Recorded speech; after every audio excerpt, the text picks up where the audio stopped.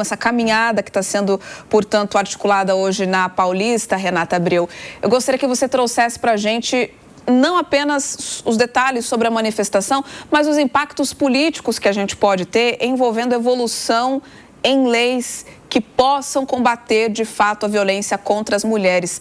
Todos os especialistas com quem a gente conversa já falam que o Brasil tem uma legislação muito robusta. Mas por que muitas vezes uma medida protetiva, por exemplo, acaba representando só um pedaço de papel e mulheres, mesmo com essa decisão judicial, continuam morrendo? Pois é, Bia, as legislações foram muito importantes no avanço, mas como você disse, desde que a lei do feminicídio foi aprovada em 2015, os casos só aumentaram. É claro que você tem mais identificação do crime como um todo, mas a nossa caminhada hoje é um grito de solidariedade, um grito de atenção. As leis que foram aprovadas, elas conseguiram avançar porque nós não nos omitimos, nós estávamos lá cobrando, criando, porque é uma falha, quando você tem um feminicídio no Brasil, é uma falha coletiva, do agressor, do silêncio, das instituições, e é importante que todas nós possamos pensar mecanismos de evitar que isso continue acontecendo no Brasil. Eu tenho algumas leis importantes em que o Estado age não só depois da tragédia, mas antes, que obrigou o profissional de saúde a registrar no prontuário médico indícios de violência contra a mulher. Porque a mulher, muitas vezes, quando ela sofre agressão, ela vai no hospital, mas não vai na delegacia denunciar o agressor. Então, nós demos o papel também a profissionais de saúde, a sociedade como um todo, para que a gente possa agir antes da tragédia. Afinal, o feminicídio não é só um crime passional, ele é um ponto final numa agressão que já vinha sendo cometido. E a discussão que a gente vem fazendo, inclusive lá no Congresso, um projeto de lei também de minha autoria, e eu acho que isso é um debate com toda a sociedade, é o que garante saúde mental nas escolas. Quando acontece um feminicídio, mostra que a sociedade está doente. Quando a gente vê um pai matando os 2 filhos e se matando em seguida, a sociedade está doente.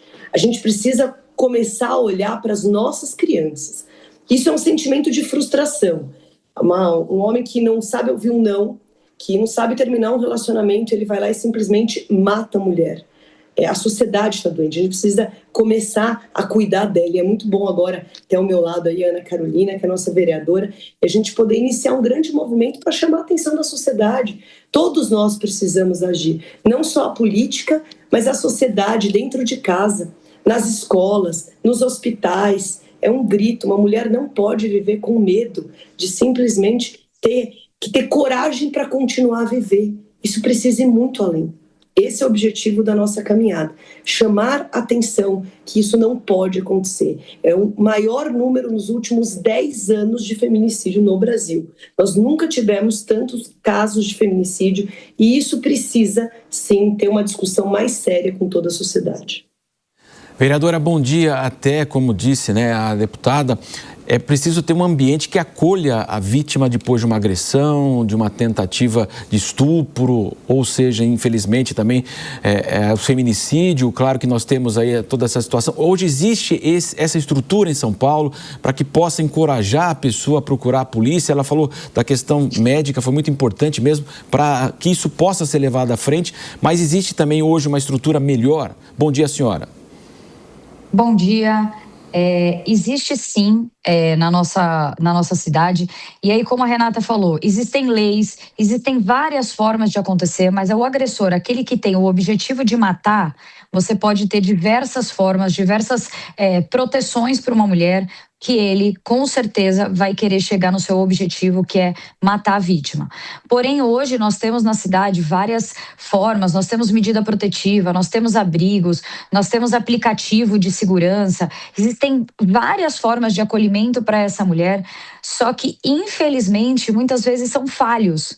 Então, quando a gente fala de proteção integral da mulher, a gente está em diversos âmbitos, porque muitas são dependentes financeiras e acabam não saindo das suas casas.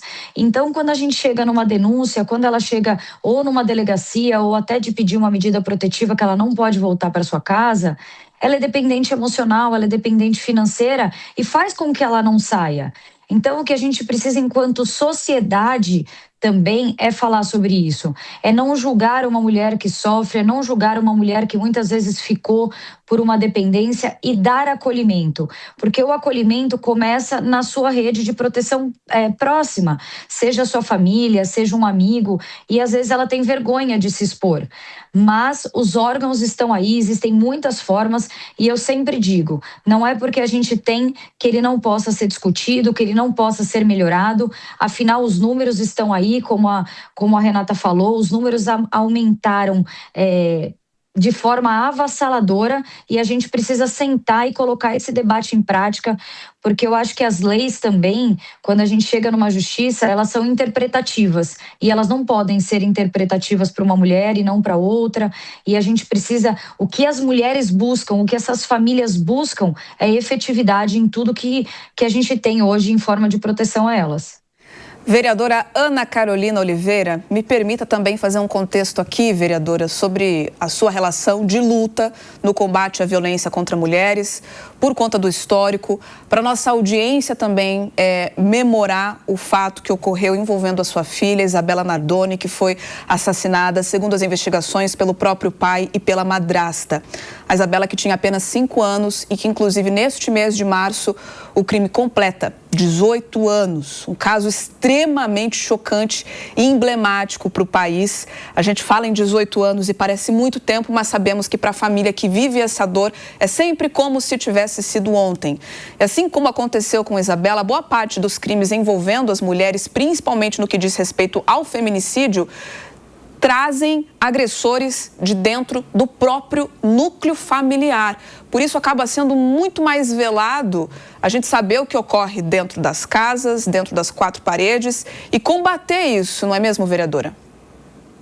Com toda certeza, você chegou num ponto crucial, que é a gente falar sobre os filhos do feminicídio.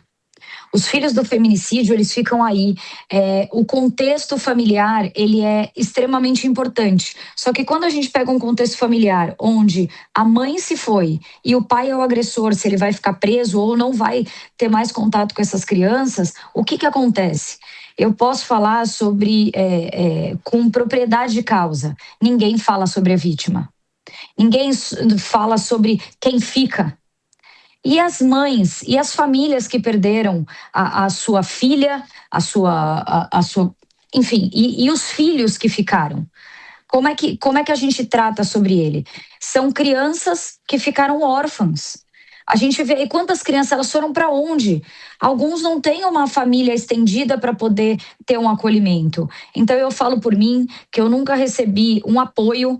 Hoje a gente esbarra também em leis que favorecem os agressores, os assassinos, e não favorecem as vítimas que ficam.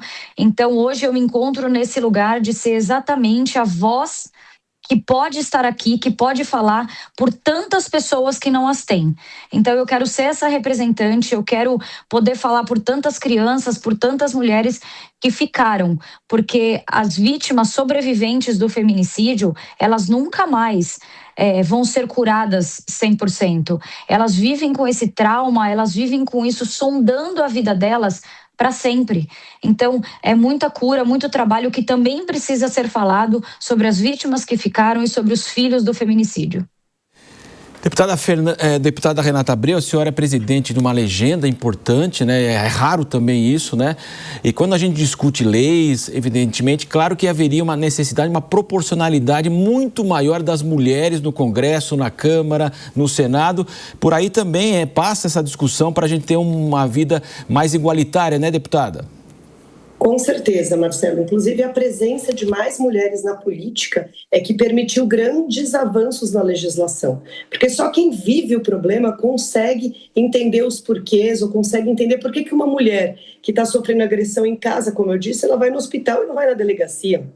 Então, mais mulheres na política permitiu que a gente pudesse avançar numa legislação melhor. E a gente sempre precisa, é o que eu sempre falo para nossa vereadora, para Ana, muitas vezes transformar luto em luta, senão a gente não avança. Só quem vive a dor consegue perceber os porquês, consegue dar novas posições, novas ideias. E o Brasil precisa cuidar melhor das mulheres. Quando a gente cuida das mulheres, a gente cuida da família, a gente cuida de toda a sociedade. A mulher precisa ser vista como agente protagonista dessa história. E é muito bom hoje ver mais mulheres na política, com muita dificuldade, ainda somos muito poucas. Você vê deputadas federais, somos 91 em 513, mas é importante que a nossa voz seja ouvida e que essas manifestações que vêm da sociedade sejam cada vez mais presentes e nos deem força para continuar lutando. Porque muitas vezes não é fácil você transformar, como a Ana fez, né, um luto, uma tristeza, e dar um passo além. Deixa eu ir para um ambiente onde a minha voz vai representar a voz de milhares, que assim como eu sofreram e sofrem sem nenhuma rede de proteção, não tiveram acolhimento, não conseguem entender o porquê que essas coisas estão acontecendo. Então deixa eu representar essa voz delas dentro da política. E eu sou uma grande incentivadora das mulheres a darem esse passo além. A gente sabe que é muito mais difícil deixar os filhos em casa, eu tenho 3 filhos pequenos, mas é necessário. As leis importantes de acessibilidade, as leis importantes das famílias atípicas, elas conseguem avançar quando as pessoas que vivem aquilo dão um passo além e participam, né? Eu tenho muito orgulho de ter sido autora de várias leis também para a presença feminina no parlamento, que garantiu recurso para as campanhas femininas, que garantiu que o fundo partidário contasse o dobro, e tantas outras parlamentares que entraram ali e fizeram a diferença porque levaram a nossa voz para dentro do Congresso Nacional. Essa participação é muito importante na sociedade. Deputada federal e presidente nacional do Podemos, Renata Abreu, muito obrigada, deputada, pela atenção com a nossa audiência. Uma boa manifestação hoje. Muito obrigada. E também a vereadora Ana Carolina Oliveira, muito obrigada pela sua atenção com a nossa audiência. Muito obrigada, a gente que agradece e a gente quer estender esse convite, né? Às 10 horas da manhã, na Avenida Paulista, que não só mulheres vítimas possam ocupar esse lugar, mas toda uma sociedade, principalmente homens, que mostram quem eles são e o que eles querem representar nessa luta contra o feminicídio, porque a gente ainda tem homens muito bons, muito maravilhosos. A gente pode dizer sobre os nossos maridos, né, Rê? Então, que as pessoas venham conosco hoje às 10 horas da manhã na Avenida Paulista, em frente ao Macmill. Perfeito, convite reforçado. Muito obrigada, sejam sempre bem-vindas.